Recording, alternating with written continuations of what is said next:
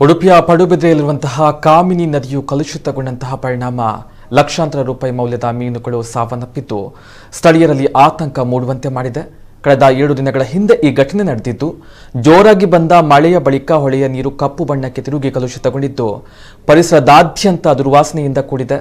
ಪಂಜರದಲ್ಲಿ ಸಾಕುವ ಮೀನುಗಳು ಹಾಗೂ ಹೊಳೆಯಲ್ಲಿ ಇದ್ದಂತಹ ಲಕ್ಷಾಂತರ ರೂಪಾಯಿ ಬೆಲೆ ಬಾಳುವ ಮೀನುಗಳು ಸತ್ತು ಹೋಗಿವೆ. ಅಲ್ಲದೆ ಹೊಳೆಯ ನೀರು ಕೃಷಿ ಭೂಮಿಗೂ ಆವರಿಸಿರುವುದರಿಂದ ಕೃಷಿ ಭೂಮಿಗೂ ಹಾನಿಯಾಗಿದೆ. ಈ ಭಾಗದಲ್ಲಿ ಹೆಚ್ಚುತ್ತಾ ಇರುವಂತಹ ಕೈಗಾರಿಕೆ ಹಾಗೂ ಅಲ್ಲಿಂದ ಹೊರಬಿಡಲಾಗ್ತಾ ಇರುವಂತಹ ರಾಸಾಯನಿಕ ಮಿಶ್ರಿತ ನೀರಿನಿಂದ ಮೀನುಗಳು ಸತ್ತು ಹೋಗಿವೆ ಎಂದು ಸ್ಥಳೀಯರು ಆರೋಪವನ್ನ ಮಾಡಿದ್ದಾರೆ. ಈ ನಿಟ್ಟಿನಲ್ಲಿ ಸೂಕ್ತ ಪರಿಹಾರ ನೀಡಬೇಕು ಎಂದು ಸರ್ಕಾರಕ್ಕೆ ಸ್ಥಳೀಯರು ಆಗ್ರಹಿಸಿದ್ದಾರೆ. ಇಲ್ಲಿ 4 ವರ್ಷದಿಂದ ನಮ್ಮ ನದಿಯ ನೀರು ಎಲ್ಲ ಹಾಳಾಗ್ತದೆ.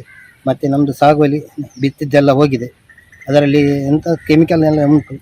ಎಂತ ಮಾಡಿದ್ರೆ ಇನ್ನು ಪುನಃ ನಾವು ಬೀಜ ಬಿತ್ತಬೇಕು. ಹಾಗಾದರೆ ಇದರಲ್ಲಿ ಈ ಮುಂಚೆ ಏನೂ ಆಗಲಿಲ್ಲ.